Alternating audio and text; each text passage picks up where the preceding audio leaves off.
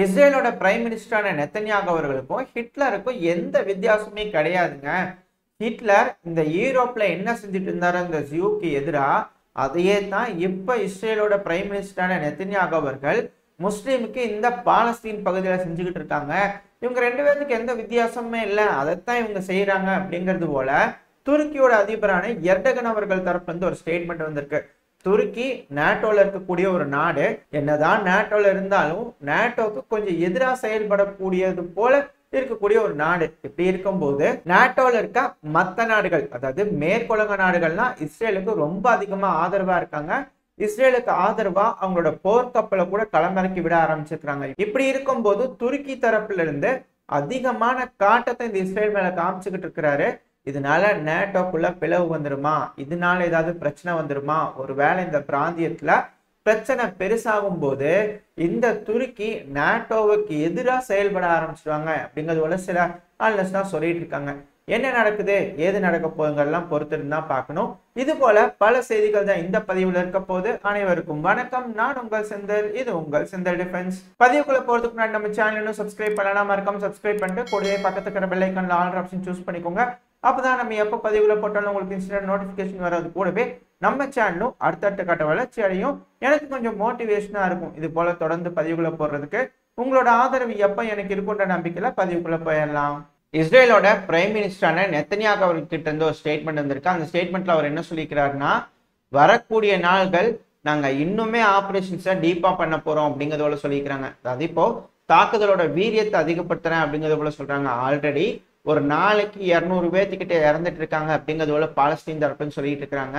அதுவும் 21,000 பேர்த்துக்கிட்ட இறந்துட்டாங்க, 58,000 பேர்த்துக்கு மேல காயமடைச்சிட்டாங்க காசா தரப்புல இருந்து அப்படிங்கிறது போல சொல்லப்பட்டு வருது. இப்படி இருக்கும்போது இந்த போர் நிக்க போறது இல்லை, நாங்க தொடர்ந்து செஞ்சுக்கிட்டே தான் இருக்க போறோம். இது ஒரு காம்ப்ளிகேட்டடான போர், அதனால இன்னுமே டீப்பா பண்ண போறோம் அப்படின்னு சொல்றாருன்னா இன்னும் எந்த அளவுக்கான சேதங்கள் இருக்கும் அப்படிங்கிறத புரிஞ்சுக்கவே முடியல.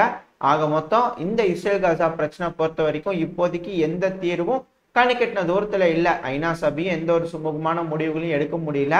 இப்ப சமீபத்துல ஒரு ரெசல்யூஷன் பாஸ் ஆச்சு, அதிகமான எய்டு காசா மக்களுக்கு கொடுக்கலான்னு. ஆனா அதுக்கப்புறம் அந்த ரெசல்யூஷன் பாஸ் ஆனதுக்கு அப்புறம் பெருமளவுல எய்டு போனதா அப்படின்றதே ஒரு கேள்விக்குறியாதான் இருக்கு. பொறுத்தது தான் பார்க்கணும் இந்த இஸ்ரேல் காசா பிரச்சனையில வேற ஏதாவது நல்லது நடக்க போதான்னு. இஸ்ரேலோட வடக்கு பக்கத்துல லெபனான்ல இருக்கக்கூடிய ஹிஸ்புல்லா தாக்குதல் பண்ணியிருந்தாங்க. இந்த தாக்குதலுக்கு பதிலடி கொடுக்கும் விதமா இஸ்ரேல் மிசைல்களை ஏவிட்டுருக்காங்க. அது மட்டும் இல்லாம ட்ரோன்களை பயன்படுத்தி தாக்குதல் பண்ணலாமா அப்படின்றது போல பார்த்துருப்பாங்க போல இருக்குது. ஏன்னா இந்த ரிகானிசன் மிஷனுக்காக இஸ்ரேல் தரப்புல இருந்து அனுப்பி விட்டுருக்காங்க. அந்த சமயத்துல லெபனான்ல இது போல இந்த லான்ச் பேட்ச் எல்லாம் கண்டுபிடிச்சதாகவும் அது மேல தாக்குதல் பண்ணலான்னு ட்ரை பண்ணும்போது ஹிஸ்புல்லா தரப்புல இருந்து அந்த சர்ஃபேஸ் டு ஆர் மிசைலை லான்ச் பண்ணி விட்டாங்க ட்ரோனை நோக்கி அப்படிங்கிறது போல சொல்லப்பட்டு வருது. ஹிஸ்புல்லா தரப்புல இருந்து அங்க ட்ரோனை தாக்கிட்டோம் அப்படின்றது போல சொல்லப்பட்டு வந்துச்சு. ஆனா இஸ்ரேல் தரப்புல இருந்து என்ன சொல்லிக்கிறாங்கன்னா, ட்ரோனுக்குள்ள எந்த சேதமும் ஆகல அப்படிங்கிறது போல சொல்லியிருக்கிறாங்க. இது போர் சூழல், இரு தரப்புலையும் சொல்றது சொல்லியிருக்கிறோம். எது சரி எது தப்பு அப்படின்றத நீங்க தான் அலசி ஆராய்ஞ்சு எடுத்துக்கணும். ஏன்னா இது போர் சூழல்ன்றதுனால உறுதிப்படுத்தவே முடிய மாட்டேங்குது செய்திகளை. டைம் போக போதான் இங்க என்ன நடந்திருக்குன்றது தெரிய வரும். ஏதாவது தெரிஞ்சிச்சுன்னா அடுத்த பதிவில் அப்டேட்ஸா பார்ப்போம். இங்க இப்படி இருக்கும்போது அப்படியே யூரோப் பக்கத்துல போயிடலாம். யூரோப்ல சமீபத்துல செர்பியால எலெக்ஷன் நடந்தது, அங்க ப்ரொடெஸ்ட் நடந்தது. எலெக்ஷன் ரிசல்ட்ல இது போல ஆண்டுட்டு இருக்கக்கூடிய அந்த ரூலிங் பார்ட்டியே திரும்பவும் ஜெயிச்சதுனால அப்போசிஷன் தரப்புல இருந்து ஆட்சி கழிப்பு நடத்துற மாதிரி செய்யலாம் அப்படிங்கிறது போல இந்த ப்ரொடெஸ்ட் எல்லாம் நடந்துச்சு. ஆனா அது கொஞ்சம் அப்படியே கண்ட்ரோல் பண்ணாங்க. ஆனா இப்ப திரும்பவும் அது அதிக அளவுல ஆக ஆரம்பிச்சிருக்கு. இதனால செர்பியால ஏதாவது அரசியல் மாற்றம் வந்துருமா அப்படிங்கிறது போல கேள்வி வருது. இப்ப இருக்கக்கூடிய அரசியல், அதாவது செர்பியாவோட தற்போதைய ஆளுகின்ற அரசாங்கம் ரஷ்யா சார்பா இருக்காங்க அப்படிங்கிறது போல குற்றச்சாட்டுகள் இருக்கு. நம்மளுக்கே தெரியும் செர்பியா எப்பவுமே ரஷ்யாவோட ஒரு நட்பு நாடுன்னு சொல்லிட்டு அது இப்ப இல்ல, ரொம்ப வருஷ காலமா இருக்கு.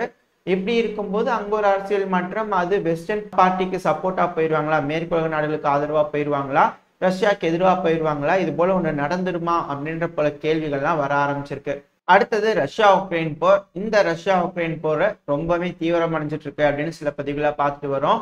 ஏன்னா உக்ரைன் தரப்பு வந்து மாஸ் மொபிலைசேஷனுக்கு ப்ரிப்பேர் ஆகிட்டு இருக்கிறாங்க. அதுக்காக தான் சமீபத்துல உக்ரைனோட கேபினெட்ல ஒரு லா கூட கொண்டு வந்திருக்கிறாங்க. இந்த மிலிட்டரி என்லிஸ்ட்மெண்ட், இந்த மிலிட்டரி கால் எடுக்கிறாங்க இல்லையா, அதுல ஏதாவது பிரச்சனை பண்ணீங்கன்னா அவங்கள கிரிமினல் குற்றத்துல அரெஸ்ட் பண்ணுவீங்க அப்படின்றது போல லாலாம் பாஸ் பண்ணியிருக்காங்க. இது உக்ரைனோட மக்கள் மத்தியில மிகப்பெரிய அதிர்வலைவுகளை ஏற்படுத்தியிருக்கு. இதனால அங்க ஒரு பிரச்சனை வந்து அங்கே ஆட்சி கழிப்பு நடந்துருமா அப்படின்றது போல கேள்வியில வந்துட்டு இருக்கு. அப்புறம் எலெக்ஷன் வருமா, எலெக்ஷன் வந்தா செலன்ஸ்கி அவர்கள் ஜெயிப்பாரா, இது போல பல கேள்விகள் இருக்கு. இப்படி இருக்கும்போது உக்ரைனோட பார்லிமெண்ட் மெம்பர் கிட்ட இருந்து ஒரு கேள்வி வந்திருக்கு. ஒரு சொல்லியிருக்காங்க, ஒரு விஷயம் சொல்லியிருக்காங்க. என்னன்னா, இது போல உக்ரைனோட அதிபரான ஜெலன்ஸ்கி அவர்கள் ஒரு தப்பு பண்ணிட்டாருங்க. 5 லட்சம் பேர்த்தெல்லாம் மொபைலைஸ் பண்ணலான்னார்ல, அந்த அளவுக்குலாம் பணம் இல்லை உக்ரைன் கிட்ட அப்படிங்கிறது போல அவங்க தரப்பு வந்து ஒரு குண்டு தூக்கி போட்டுருக்காங்க. இதனால உக்ரைனோட இந்த மொபைலைசேஷன் ப்ராசஸ் ஏதாவது பிரச்சனை வருமா அப்படின்ற கேள்வி வருது. ஆனா உக்ரைனோட அதிபரான ஜெலன்ஸ்கி அவர்கள் கிட்ட இருந்து இன்னொரு ஸ்டேட்மெண்ட் வந்திருக்கு. அவர் என்ன சொல்லியிருக்கிறாருன்னா, இந்த மிலிட்டரிக்கு மொபைலைஸ் பண்ணலான்னு சொல்லியிருந்தாங்க இல்லையா, இந்த வயசுன்னு இந்த வயசுக்குன்னு சொல்லிட்டு, அதை கொஞ்சம் கம்மி பண்ணிக்கிறாரு அப்படிங்கிறதோட சொல்லப்பட்டு வருது. 25ல இருந்து 27 வயசு, அதாவது 27 வயசுக்கு மேல இருக்கிறவங்க எல்லாம் மொபைலைஸ் பண்ணுங்கப்பா முதல்ல அப்படிங்கிறது போல உத்தரவு போட்டிருக்கதா சொல்லப்பட்டு வருது. எது எப்படியோ இப்போ உக்ரைனுக்கு தேவைப்படுறது ஆயுதங்கள் தான்.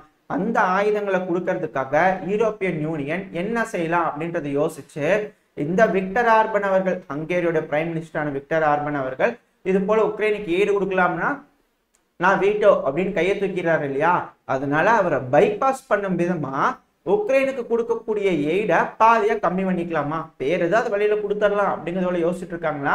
முதல் கட்டமா 20 பில்லியன் யூரோ அளவுக்கான எய்டு உக்ரைனுக்கு போயிடும் அப்படிங்கிறது போல டிஸ்கஸ் பண்ணிட்டு இருக்கதா சொல்லப்பட்டு வருது.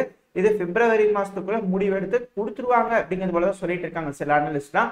எதுனாலும் பொறுத்து இருந்தா பார்க்கணும் யூரோப்பியன் யூனியன் என்ன செய்ய போறாங்க உக்ரைனுக்குன்னு. அப்புறம் அப்படியே இந்த அர்ஜென்டினா பக்கத்துல வந்துடலாம். ஏன்னா அர்ஜென்டினா சமீபத்துல ஒரு ஆட்சி மாற்றம் நடந்தது.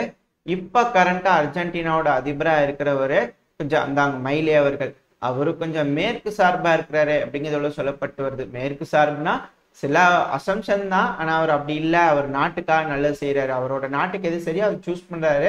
ஆனாலும் இப்ப பிரிக்ஸ்ல சேர மாட்டாரு அப்படிங்கிறது போலாம் கேள்வி இருந்தது இல்லையா. இப்ப அதை பத்தி ரஷ்யாவோட ஃபாரின் மினிஸ்டரான செர்கி லாவ்ரோவ் அவர்கள்கிட்ட வந்து போய் கேட்டுக்கிறாங்க.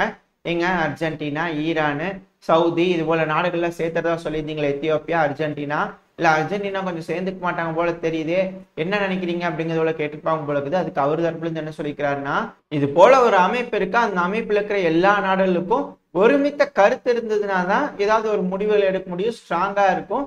இப்படி இருக்கும்போது அர்ஜென்டினா கொஞ்சம் டைம் இருக்குது, யோசிச்சு முடிவு எடுக்கட்டும் அப்படிங்கிறதோட சொல்லிக்கிறாங்க.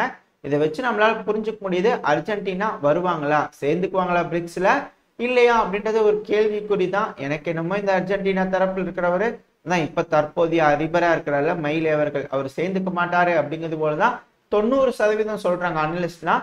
நல்லா பொறுத்து இருந்து பார்ப்போம். இதனால பிரிக்ஸ் மாநாட்டில் இருக்கிறவங்க எல்லாம் கூடி ஒண்ணு சேர்ந்து பேசி வேற யாராவது சேர்த்திக்குவாங்களா அர்ஜென்டினா வரலினா அப்படின்ற கேள்விகள்லாம் வந்துட்டு இருக்கு. எதுனாலும் பொறுத்து இருந்தா பார்க்கணும். ஜனவரி 1 வரைக்கும் அர்ஜென்டினாக்கு டைம் இருக்கு. ஒரு வேலை கூப்பிட்டு போய் சேர்ந்துக்கல அப்படின்னா வேற யாராவது சேர்த்திட்டு போக வேண்டியதா அப்படிங்கிறதோட சொல்லிட்டு இருக்கிறாங்க. என்ன நடக்குதுன்றதை பொறுத்து இருந்து பார்ப்போம். இதோட இந்த பதிவு நம்ம முடிச்சுக்குவோம். இந்த பதிவு எப்படி இருந்துச்சு, உங்களுக்கு பிடிச்சிருக்கா, பிடிச்சுன்னா லைக் பண்ணிட்டு உங்க ஃப்ரெண்ட்ஸ் அண்ட் ஃபேமிலியோட ஷேர் பண்ணிக்கோங்க. அது கூடவே மறக்காம இந்த பதிவு எப்படி இருந்துச்சுன்ற உங்களோட கருத்துக்களை மறக்காம கமெண்ட் செக்ஷன்ல சொல்லிடுங்க. இந்த பதிவு நல்லா இருந்திருக்குன்ற நம்பிக்கையில் அடுத்த பதிவுல உங்களை சந்திக்கிறேன். அது வரைக்கும் ஸ்டே சேஃப், பை பை.